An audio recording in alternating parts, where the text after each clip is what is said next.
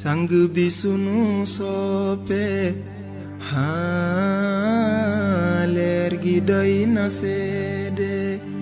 ñun de kunu laaj fii ba ëllëg loolu la ni seede sang bi la nu sopp leer gi doy na seede ñun de kunu laaj fii ba ëllëg loolu la ni seede sang bi sunu soppe billahi wallahi leer gi doy na seede. jërëjëf Seydi Mouhamed El Cheikh indi nga ay leeral yu am solo wax dëgg yàlla te joxe nga ay rendez-vous yu précis joxe itam ay jàngale yu kenn mënul dindi dara intouchable incontestable tabarakallahu mu des rendez-vous yi nga joxe ci ay 2022 2023 pour être précis nga xam ne adduna yëpp ñu ngi koy xaar donc qui sera un virement dans la mission de Seydi Mouhamed El Cheikh. Parlant de mission effectivement bu ñu dee waxtaan ak sa taalibe yi dañu ñuy xamal ni des fois da ngay dem mission ay mission xayb ñuy laaj ndax xeetu mission xayb yooyu am na ci yoo mën a partager ak ñun 2 ou 3 yoo xam ne xam naa ne ñii di déglu émission bi dinañ am un grand plaisir pour bokk ci partage boobu nga xam ne moom ngay def ak ñun yaatal boobu ngay yaatal mission yi ak xayb pour ñu am idée de ce que cela peut être les missions ñu ngi lay nuyu di la gërëm bismillah. tabarakallahu Cheikh Moussa Ndoye comme ni nga ko waxee rek mission yi nga xam ni moom nga dégg suñu ay disciple di faral di wax ni dañu koy dox ci diggante xayb ak shahada te mu nekk ay expérience mystique ak ay expérience spirituelle yoo xam ni bare na ñoo xam ni dinañ koy dégg mais mënuñu ko comprendre dëgg-dëgg lu dul nga indi leen ci benn explication boo xam ni xëy na dina tolloog seen dégg-dégg ci wàllu ruuxaani yu wala seen dégg-dégg ci seeni nopp li ñu ci mën a partager nag bare na ndax defe naa ni Mawlaay Cheikh Ahmed Tijani Chérif bi mu ñu joxee salaatul fatiha en 1997 ba léegi amul benn semaine bu ñu toog te demunu lanoo tuddee mission ci diggante xayb ak shahada waaye mission yi aussi dafa bare ay façon niñ koy doxalee aussi léeg-léeg dafay am yenn contexte yi nga xam ni ñoom ñooy tax ñu doxalee nenn mission yi amit yenn contexte yoo xam ni ñooy tax mu am neneen nu nu doxalee mission yi mission yooyu yëpp day dellu ci ñetti point bu njëkk bi nga xam ni mooy l'essentiel mooy day dellu ci sauver humanité bi ñun ñii nga xam ni Mawlaay Cheikh Ahmed Tijani Chérif dinañu koy dénk ñu dem te muy suñu diggante ak moom di suñu diggante ak yonent bi sallallahu alayhi wa sallam di suñu diggante ak yàlla pourtant liñ ciy bénéficier wu ñun en retour la ca ëpp la ci waa monde shahada di bénéficier wu en retour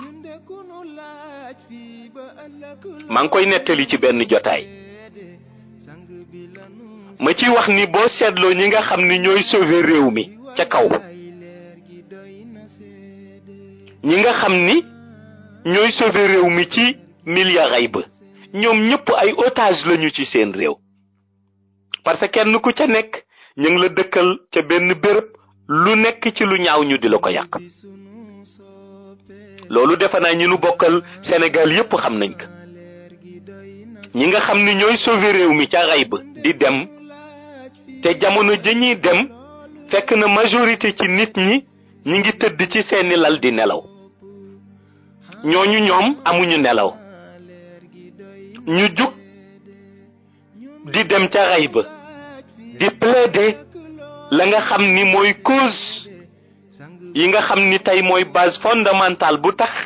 yàlla di des di wàcc yërmandeem ci àdduna yàlla di des di wàcc yërmandeem ci réew mi gis nga ñooñu di dem guddi di plaider cause ya ñi ca ëpp kenn ku ci nekk otage nga ci sa réew parce que ñu ngi la dëkkal ca benn béréb lu nekk ci lu ñaaw ñu yàq la kàddu goo yëkkati ñu interpréter ko neneen bis bu ne ñuy xool nañu jaxasee xel yi ba nit ñi yaakaar ni imposteur nga te ñooñu ñooy plaider cause réew ma ca kaw réalité boobu nag mooy point bu njëkk bi nga xam ni mission yi benn bu ca nekk njëriñu humanité bi la waxuma njëriñu sénégalais yi njëriñu humanité bi la deuxième point bi mooy mission yooyu mënul ñàkk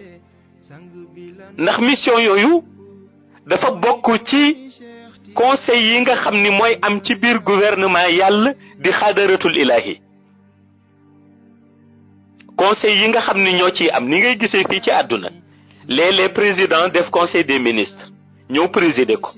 noonu la mission yi aussi di amee solo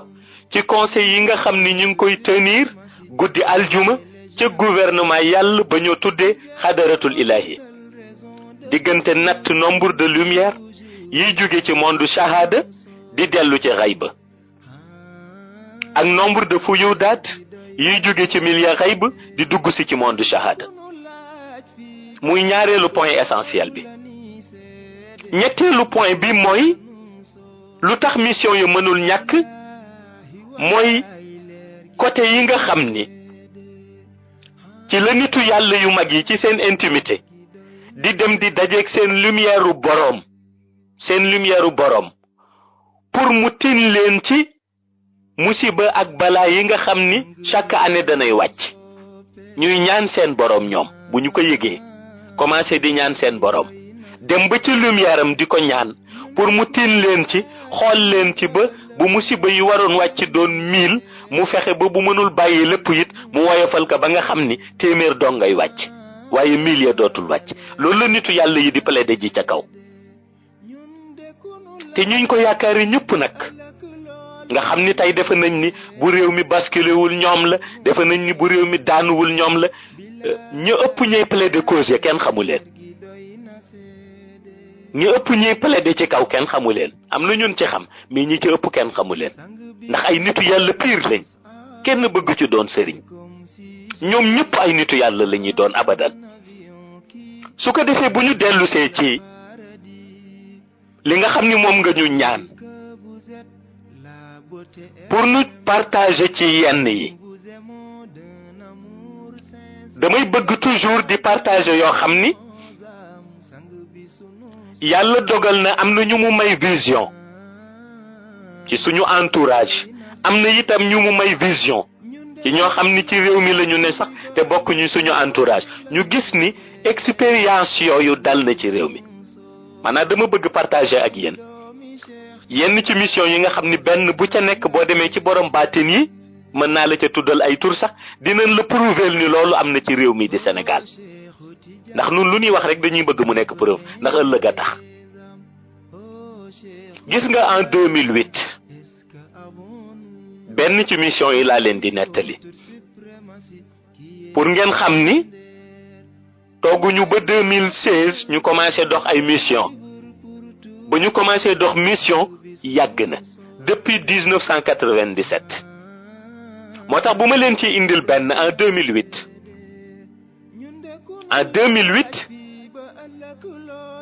xadaratul ilahiya bi def nañu ndaje nañ koy defe sàkk guddi aljuma ñu am benn dossier boo xam ni yonent bi sallallahu alayhi wa sallam lañ ko jox niñ ko koy joxee ca saal ba yonent bi jël dossier bi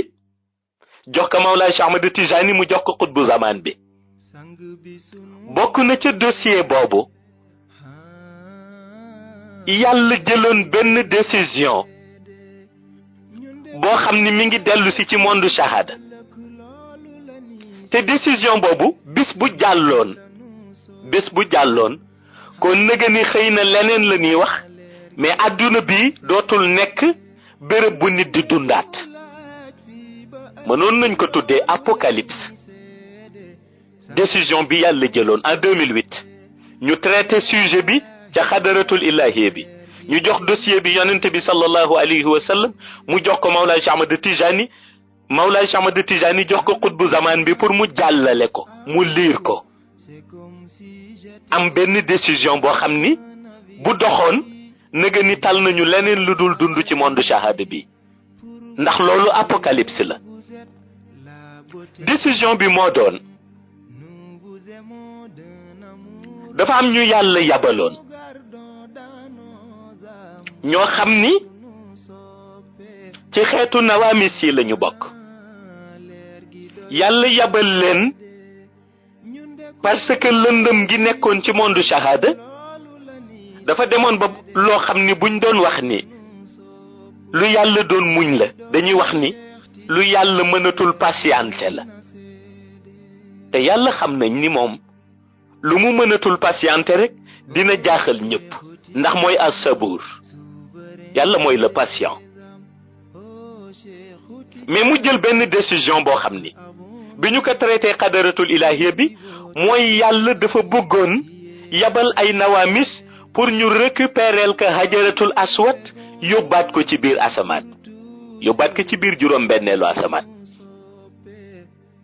ñi nga xam ni dañuy dund ci xam-xamu xay ba xam nañu li may wax gis nga bàmmeelu mag ñi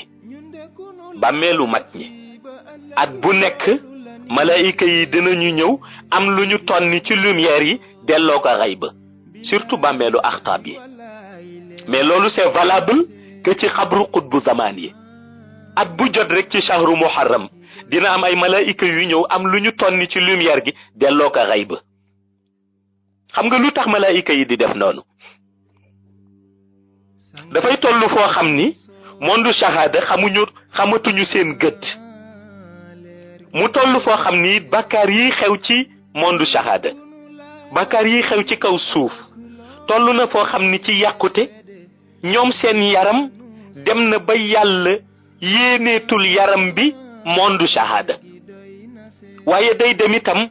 ba seen lumière yàlla dootul yéene lumière bi monde shahada tellement que yi fi am ci ay musiba tellement que yi fi am ci ay bàkkaar nañuy bare mu tax shahru muharram bu ne mu am malaayika yu wàcc am lu ñu wàññi ci leer gi yóbbu yi ñu jële ko ci bàmmeelu axtaab yi ñu jëlee ko ci bàmmeelu xutbu zaman yi gis nga bis bu malaayika yi roñee lumière yooyu ba lumière ya jeex mooy coïncider avec le début de l'apocalypse parce que bis bu lumière yooyu jeexee ci monde shahada yërmande yàlla dootul wàcceti ci kaw suuf te yërmande yàlla bu wàccetul ci kaw suuf ay musiba dong ñooy wàcc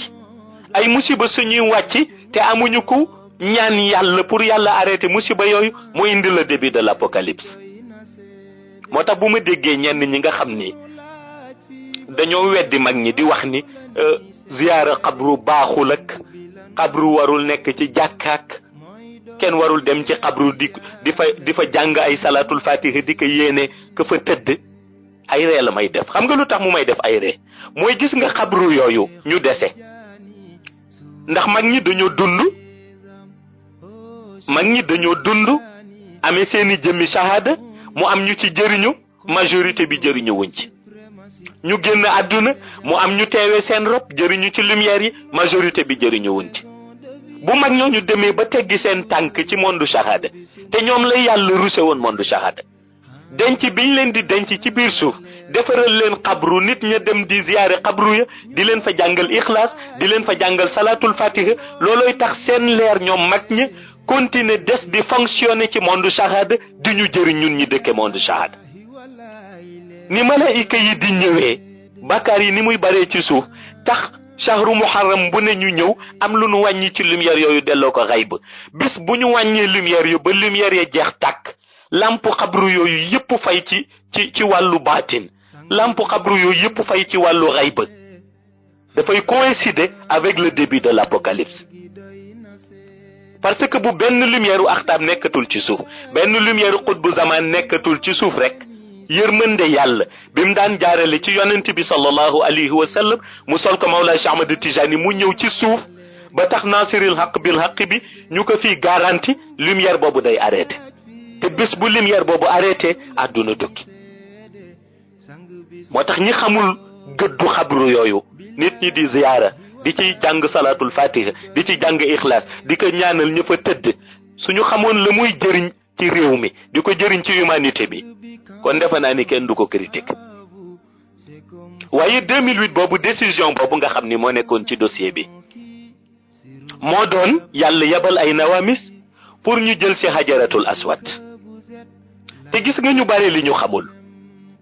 danger bi ci nekkoon mooy xajaratul aswad bis buñ ko jëlee ci monde shahada bis buñ ko jëlee ci monde shahada yóbbu ko xayb lumière dootuñu ko garanti ci monde shahada maanaam boo jullee te it julli bi dootuñu ko garanti fii ci monde shahada boo wooratee koor gi dootuñu ko garanti ci monde shahada boo génnetee azaka noonu boo ajetee màkka noonu yàlla dootul garanti benn précepte boo xam ni day dellu ci religion islamique la ñuy des di ko garanti mooy nitu yàlla yi ñoom seen jëf ndax ñoom seen jëf mën na jóge ci monde shahada bëtt xayb waa xayb seede ko mais koo xam ni dafa yaakaar ci malaaka yoo xam ni bu jullee day ñaan ñu jël sil ko yóbbul ko xayb te malaayika yi ngay xaar ñu jël sil la doo leen gis abadan kooku sa jëf kenn dootu ko garanti te loolu moo doon danger bi doon encourir bi monde shahada doon encourir en 2008 bi yàlla jëlee décision ñu traité ko ca qadaratul ilahi ñu ni nañ ko indil hajaratul aswad te ay nawamis war ko jël ñu def concertation daal di ñaan xutbu zaman bi fi nekkoon à l'époque ñu waxtaan ci mu am benn baat ba mu yëkkati te di baatu dëgg wax ko ci kanamu assemblée bi mu wax leen ni mu gisee yonent bi traité dossier bi ba jox ko Mawlaa Cheikh Ahmad Tijani te yonent bi sànniwu ci kàddoom mooy wane ni yàlla décidé na mu ni te li gën a dangereux mooy yàlla bu décidé bépp ligne téléphonique boo xam ni nit mën na ko cay jot ci xayb daf koy bloqué kon benn ligne dootul fonctionner pour ñaan yàlla mu dellu gannaaw ci décision bi biñ ci waxtaanee ñu dellu si ci monde shahada bi ñu dellusee ci monde shahada mu ñëw am baat ba ma wax moom xutbu zaman bi pour wax la ni bu la nit ñi amee fuñ la féete it am na ñoo xam ne xam nañu dëgg-dëgg sa mission lan la xutbu zaman bi wax ma ni ma Seydi Mohamed El Cheikh ma ni ko la bayk mu ni ma yow am nga benn particularité bu la yàlla may mu ni ma mooy sa ligne sa diggante ak Mawlaay Cheikh Ahmad Tijani Chérif du dog mukk wallahi xutbu zaman bi moo ma ko wax en 2008 laa wax du léegi mu ni ma Seydi Mohamed El Cheikh ma ni ko waaw mu ni ma yow am nga benn particularité bi la yàlla defal ma ni ko lan la mu ni ma mooy sa ligne sa diggante ak Mawlaay Cheikh Ahmad Tijani Chérif du dog mukk minute bu ne mën nga ko jot minute bu ne mën nga ko ñaan te bloqué lañu ligne ñu xayba ya ca kaw kon sa ligne moo ci des mu ni ma utiliser sa ligne ñaan Mawlaay Cheikh Ahmad Tijani Chérif décision bii malaayika yi jël ànd ceeg nawamis yi te mu jóge ca yàlla pour retirer hajaratul aswad ci monde shahada delloo ko monde xayb ñaanal Mawlaay Cheikh Ahmad Tijani mu dellu gannaaw ci décision bi parce que moom it lii ñam digganteem ak yonent bi du dog mukk yonent bi it lu nu bloqué lii ñu xayb yi diggante lii ñu yonent bi ak yàlla du dog mukk ndax yëpp ci xudusiyaat yi lay dellu boobu benn mission la ca laa jóg jàng fatiha ñaan Mawlaay Cheikh Ahmad Tijani Chérif décision bi nga xam ni jël nañ ko ca qadaratul ilahi mu fexe xool nam ñu ko négocier ca kaw bi ñu ko jànge Cheikh daal di koy négocier ak yonent bi daal di koy ñaan yàlla retiré ña nga xam ni yabaloon na leen pour ñu jël ci Hajaratul Aswad te di Nawamis yi ñu dellu te majorité bi yëguñu lu xew majorité bi dund waxuma ci Sénégal ndax loolu concerné wul woon rek Sénégal loolu mi ngi doon concerné àdduna yépp li waral tax Sénégal am ci part de responsabilité bu rëy à l'époque mooy xutbu zaman bi sénégalais la ñun ñi ñu war a waxtaanal ñu waxtaan ak Mawlaay Cheikh Ahmad Tijani Chérif sénégalais lañ looloo taxoon mission bi concerné dëgg-dëgg Sénégal ñu ñaan ca lan ca ñaan jàng ca lan ca jàng yàlla dellu ca gannaaw ba tax na lumière u Hajaratul Aswad ba fii ñuy waxe mu des di exister ci kaw suuf te mission boobu bu amul woon nëga ni lumière u Hajaratul Aswad ma nga ca monde xayb te loolu en 2008 la woon te boobu Nawamis yi ñëw nañu ba fees dell ci réew mi bloqué ligne téléphonique yépp ak xayb suñu jaarul woon fa ñu jaar kon waxuma la àdduna mais réew mi di Sénégal tey leneen la ñuy waxaat en 2008 Nawamis yi ñëw nañu fees dell ci réew mi doon xaar rek ordre yàlla bi yàlla ni ay ci jël leen rek ñu dem jëlee Hajaratul Aswad ca Màkka daal di dell ak moom mais comme ñoom Nawamis yi ñu yàlla may pouvoir lañ yëgoon nañu ni ñiy empêché loolu di ñaan yàlla ba dootu ko def ñoom ñëpp ci réew mi di Sénégal lañ dëkk moo taxoon ñu ñëw basé wu fi di ñu surveiller 24 heures sur 24 ba ñu ñaan ca lañ ca ñaan Mawlaay Cheikh Ahmad Tijani négocié ko ak yonent bi ñaan ko yàlla décision ba ñu delloowaat ko en 2008 la woon benn la ci expérience mystique yi buñ ci dellusee aussi ci beneen yàggul en 2012 ñëpp gis nañ ni réew mi doon mel 2012 ñëpp gis nañ ni réew mi waroon jëm organisation ya nga xam ni xew na ca ci côté politique organisation ya nga xam ni xewoon na ca avant ca 2011 baak lañ ca jot a gis xam nga lu ko indi woon gis nga ñi ñoo tuddee affaires yi bare na réew yoo xam ni tey fi ñu toll ci crise affaires yi ñoo leen fa sombre def nañ ko Congo ba jàmm mënatu fa am def nañ ko Rwanda ca seen xeex yàgg seen guerre civile yàgg seen génocide ya def nañ ko Kenya dëkk yu ñu gën a jage yàggul rek biñ ko fi defee Mali ba ñu wax terroriste yi dugg nañ ak lañ fa def nañ ko Nigeria def nañ ko fu ne waaye benn réew moo leen jaaxal muy Sénégal te yëg nañ ni loolu ñuy réaliser ñoom affaires yi ci yeneen réew ya yéene wuñ ko woon rudul réaliser ci benn réew muy Sénégal parce que gis nañ ni ku am kilifa rek boo laajtee ñu ni Sénégal la dëkk ku ñu tudd ci nitu yàlla rek delloo si la ngay sénégalais loolu metti leen te mënuñu ko réaliser léegi nag ñu koy jaarale fu ne ñu koy jaarale ci domaine bu ne waaye ñi nga xam ne ñoo waroon toog ñaan contrecarré yooyu ba du aboutir ñi ci bari ci ñoom ñaanuñu ba noppi yëkkatiwuñu kàddu it li nga xam ni ñaaw na te di xew ci réew mi ñu tere loolu maanaam mooy kilifa yépp àndandoo noppi kenn waxul mu àndandoo noppi kenn waxul te xay ba réew yi nga xam ni ñoom ñëpp dañoo àndandoo jëm ci déstabilisation jëm ci crise économique jëm ci crise politique jëm ci crise sociale benn bu ca nekk daañu ko tudd ak désastre yi xew ca réew ma daañu ko tudd ca xadaratul ilahi avant loolu di am ci réew ñu dem en 2011 2012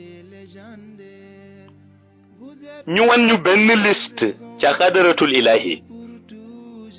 ñu wan ñu benn liste boo xam ni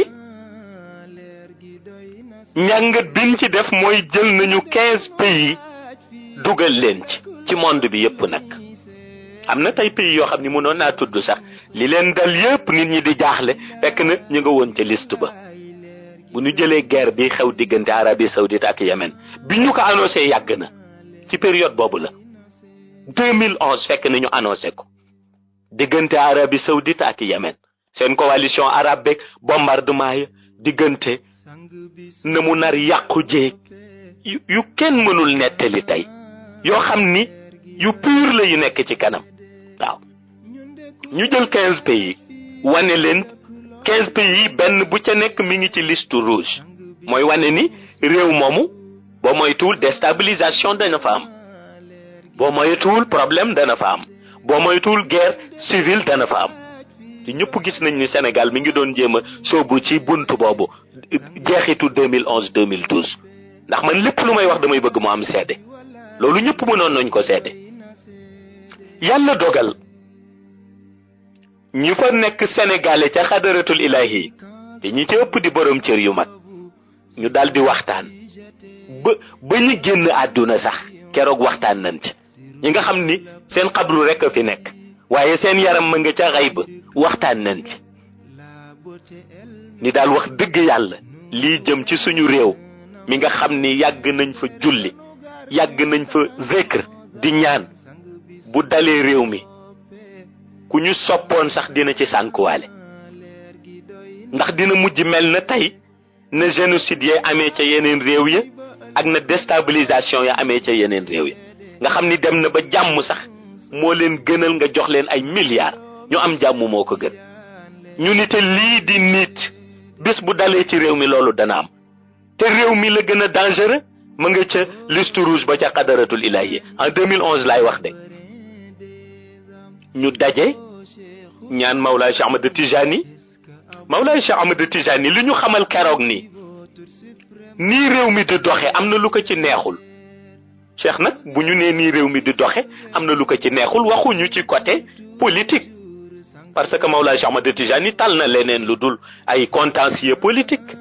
Cheikh buy wax ci religion lay wax Cheikh buy wax ci tariqaam lay wax dem na ba gis ni li ñu war a xamal jeunesse bi muy ñu bàyyi werante yi bàyyi critique yi bàyyi fontu bi ci biir daayira yi te dem dugg ci jàkk yi lal malaan yi diriger wasifa yi dem ci xadaratul juma yi feesal ko ci ngoonu aljuma ci zikr waaye fexe ba rafetal seen xol ba lu leen seen kilifa di digal ci xam-xam ak ci lumière ñu jëf ka xam ni gàmmu guddi yonent bi la du guddi ay politiciens kon bare na lu ñu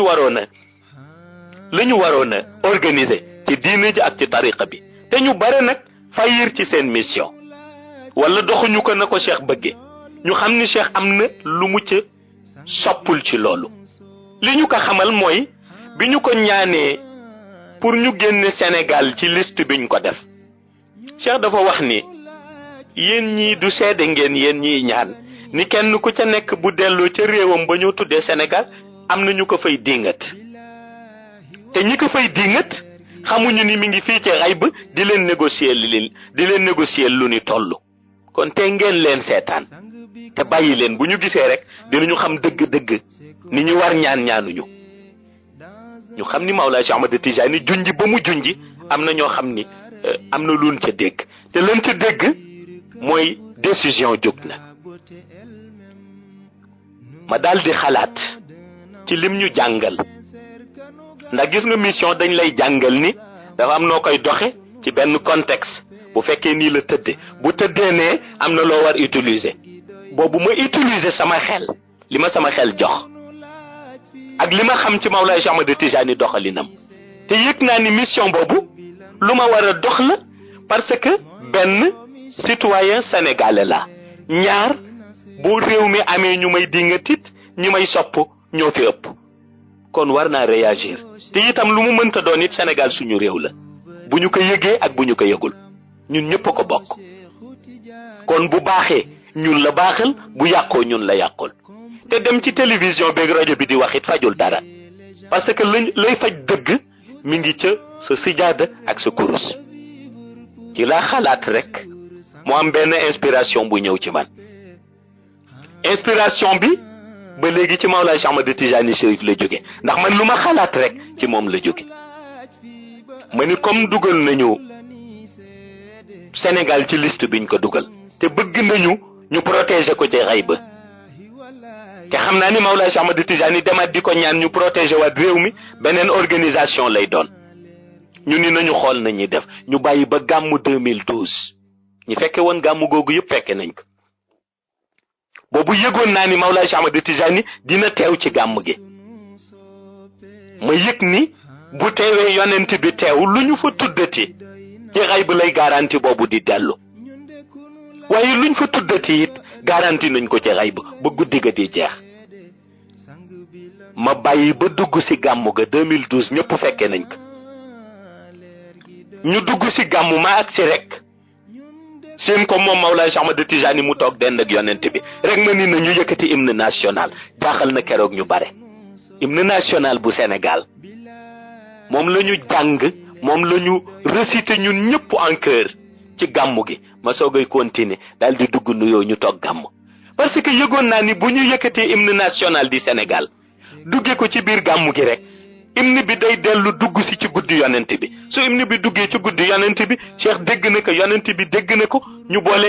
hymne bi garanti waat ko ci xay ba te buñ ko garanti ci xay ba retiré Sénégal ci liste rouge bi mu duggoon dellu indiwaat garanti bi ci moom keroog lii moo protégé réew mi ba éclaté wul ba léegi ñi ko doon négocier ci xay bu ñëpp tey jii lu ñu wax ci réew mi nit ña tegal leen ca kàddu gu ñaaw te ñoom ñoo ko doon négocier ci xay bu ñu organiser ko nii loolu itam ci mission la bokk bu ñu seetloo organisation yooyu di am te di ay organisation spirituelle ak mission yooyu day dellu si ci sens bi ma waxoon sànq gis nga ni muy sauver gis nga mission yooyu ni muy sauver humanité bi te ñu ci bari yëguñu ci ñu ci bari nekkuñu au courant dem nañ sax ba defa ni ñi dem ci télé yeeg ci rajo yi di def ay médiation ñoo tax jàmm dellu si waat ci réew mi te jàmm ji ñu ngi ko ñaanee ca xay ba jàmm ji ñu ngi ko ñaanee ci xay ba ñu ngi ko organiser ci xay ba te budul woon loolu kenn waxatul beneen bi ci des nga xam ni comme ñetti expérience nga wax troisième expérience bi nga xam ni moom la ñuy partager ak yéen mooy Mawlaay Cheikh Ahmad Tijani Chérif dafa estimer suñu réew mi ñu ne te di Sénégal ba tax mu jël base mystique am daal di koy samp ci réew mi di Sénégal looloo tax décision bu jugati muy danger yu war a wàcc ci àdduna dina may ñi nga xam ni ñooy mag te di magi nitu yàlla yi dëkke Sénégal dina leen may ñu ñaan ca lën ca mën a ñaan ñu ñaan ca lën ca mën a ñaan ndax ñoom tooguñu ci réew mi di protéger réew mi rek ñu ngi koy négocier di ko protéger ca milliard xay ba moo tax bu ñu dellusee ci dernière expérience bi ma bëgg partager ak yéen gis nga jamono ju ne mission dafa am ci beneen facette bu muy doxe beneen facette bi mooy day dellu ci la ñu tuddee le règne animal yi dañuy dox ay mission pour ñoom parfois le règne végétal ñoom it dañuy dox ay mission pour ñoom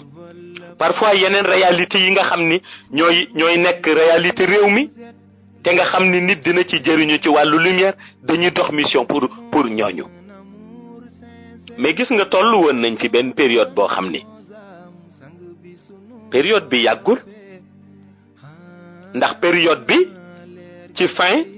décembre 2016 la fin 2016 jëm janvier 2017 muy benn période boo xam ni période bu triste lañ ko mën a tuddee ci milliard xay ba ndax fekk na réalité yi ñu am ak ressources yi ñu am ci réew mi ñi nga xam ni ñoo doon protéger lumière bi ñu commencé ñoom ku ci ne di fat say bagage di dellu xay ba bokk na ca xutbu zaman ba ñu perte te ni ko mag ñi daan waxe ni benn mag bu génn àdduna dafa mel ni benn bibliothèque bu tàkk waaye benn mag boo xam ni leer la bu génn àdduna dellu xay ba dafa mel ni benn bérébu leer boo xam ni château la bu xëy rek daal di fay te gis nañu ñaata lumière ñoo fi toxoo ci shahada dem xay ba ci diggante fin 2016 jëm 2017 te loolu ñu ngi ko doon préparer formalité yi ci mois de décembre 2016 te la formalité yi te lañ ko doon préparer ñu yëgoon ni kon période bu triste la ci ruux yi waaye aussi épreuve la ci nit ñi nga xam ne ay soppe lañ ñu dem bi ñu déggee ña waroon préparer ñëpp dellu xayb préparer ñu dem ñaan Mawlaay Cheikh Ahmad Tijani Cheikh am mission bi mu ñu doxloo xam nga mission bi mu ñu doxloo ban la mission bi mu ñu doxloo te ñu dem ba dox ko mooy ñu fexe ba négocier ak lumière yooyu nga xam ni dañu fi waroon toxu dellu xayb ñu fexe ba négocier ak lumière yi ba bu fi jëmm ji toxoo yi dem xayb lumière bi continuer di fi des lumière bi continuer di fi des di éclairer réew mi ba mel ni ñooñu ku ci nekk mi ngi dund te ñu bare xamuñu lool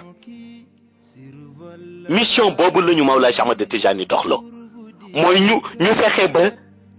bu fi jëmm yooyu nga xam ni kenn ku ca nekk mot nga lampe ci réew mi buñ fi toxoo dellu xayb it ñu fexe ba seen lumière des fi continuer di rayonner ba mu mel ni seen jëmm dong nga dem mais seen lumière mi ngi des ci réew mi di ko éclairer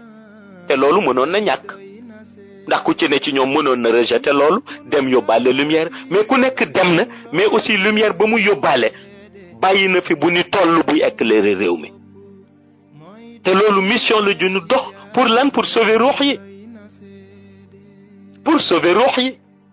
parce que ruux lan la bëgg mooy bés bu xëy mu nekk en contact ak lumière bu intense bés bu demee ba ruuxu doomu aadama xëy doxantu wër réew mi ba jeexal du gis lumière ba koy jëriñ su boobaa wàññeeku ci jaamu yàlla day commencer di dal ay cëram wàññeeku ci zikr commencer di dal ay cëram waaye itam xol boo xam ni xol bu jaaxle la xol bu tiit la day commencer di nekk ci jëmm ji commencer tàyyel ñu dox mission boobu ba ñay dem waaye teewul it am lumière yañ fi bàyyi waaye gis nga période boobu lu ma ci déggul après amul ndax période boobu moo doon tolloog mois d'avril 2017 fin avril 2017 après man mi demoon négocier mission boobu lu ma ci déggul amul parce que c'est normal noonu la ndax ñii di plaidel réewum Sénégal ji xayb kenn ku ca nekk am na fuñ la dëkkal lu nekk lu ñu xam ci lu ñaaw daañ la ko wax waaye nag du tax ñuy dellu xam nga lu tax du tax ñuy dellu gannaaw nun dara ñoruñu lu dul mission ba ñuy dox te yii ma partagé ak yéen mooy expérience mystique yi nga xam ni nopp dana ko àttan ak expérience mystique yi nga xam ni rox dana ko nangu parce que xam naa ci ay mission yoo xam ni ca la ñu dëkk guddeeg bëccëg bu ma ko waxoon fii boo moytuwul bu ñu génnee sax dinañ ma seet ci ndax maa ngi wér ba léegi waaw mën nañ ni kii est-ce que xelam mi ngi fi parce que tellement que nit du mën a dégg loolu ndax loolu day ëpp ay noppam yow lu tax rek ma jéem a xool ba gis comme ñetti expérience ma xool ba gis expérience yi gën a woyof ma ni nañu ko partager ak yéen mais yeneen yu ko gën a yéeme mi ngi ci xayb chaque seconde chaque minute chaque heure nitu yàlla yi di ci dem ak di ci dellu si ñun chaque jour ñu nekk ci di dem ak di dellu si te majorité bi ci monde shahada yéeguñu sax ni loolu ma ngay exister kon loolu laa ñëwoon pour partager ko ak yéen ci expérience mystique yi nga xam ni dañ koy vivre ci mission yi ñuy dox tabarakallah leer gi doy na seede ñun de ku nu laaj fii ba ëllëg loolu la ni seede sang bi la nu sopp mooy doomi Cheikh Tidiane leer gi doy na seede